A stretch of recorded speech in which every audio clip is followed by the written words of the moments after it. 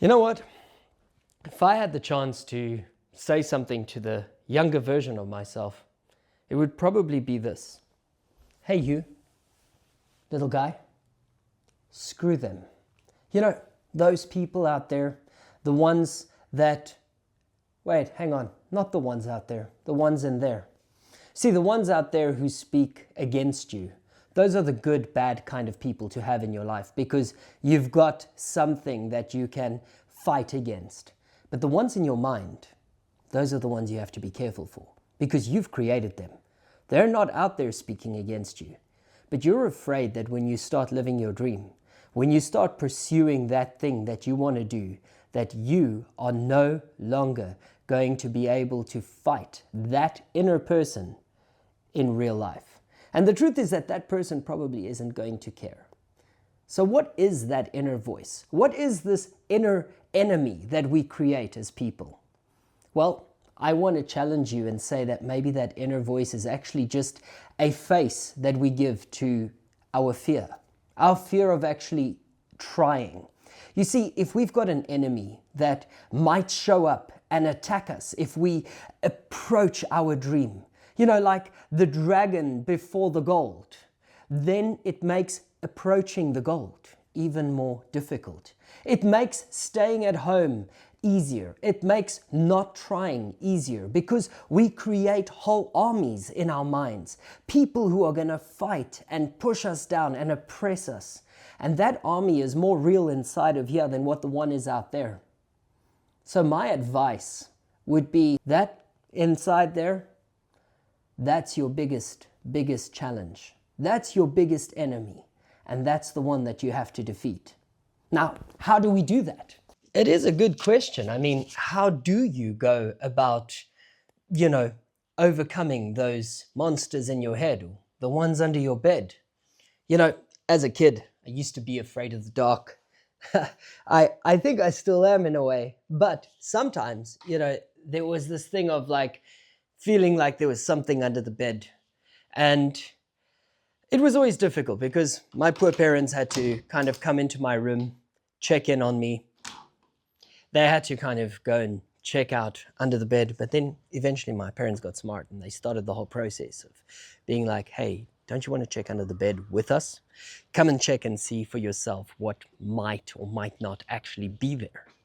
And then, at first I was kind of, yeah, okay, sure. Let's check it out. Let's see what is under the bed. And then eventually my parents got smarter. And they said, don't you want to first check and see if that monster is under the bed before you get us to come? And if he's there, then obviously we'll be there. I didn't like that idea, but, the fact is that enough times had passed for them to actually have the proof that, there probably isn't one. Slowly but surely, I remained afraid of the dark, but I kind of knew that there wasn't a monster under my bed. And it was more in my head.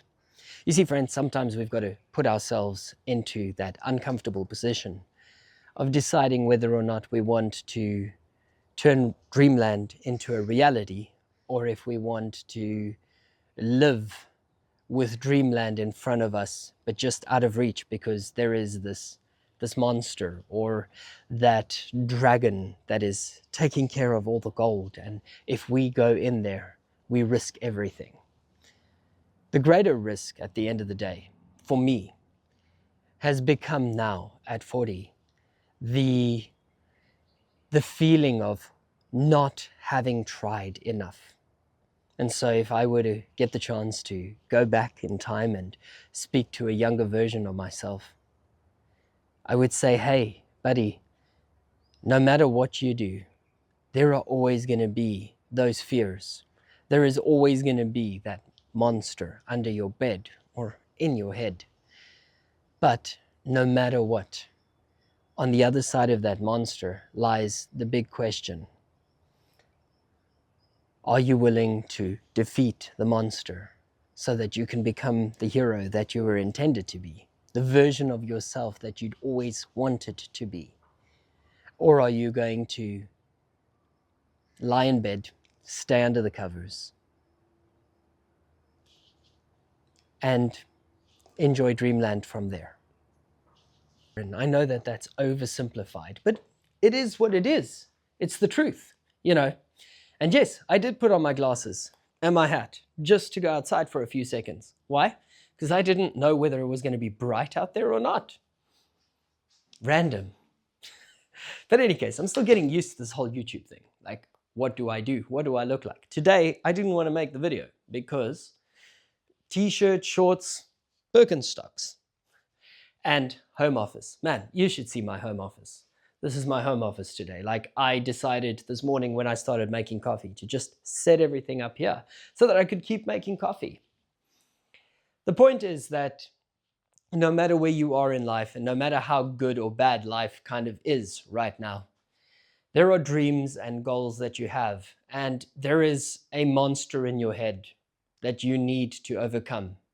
There is something that you internally need to overcome so that you can get to the next step. Because it's not the dream that's the problem. And the people out there who are going to criticize you, the loud ones, let them be, because they at least have the courage to say something. The ones that you have in your head, they're not real. And when they do one day become real, you'll have given them a reason to talk because you actually are pursuing your dream.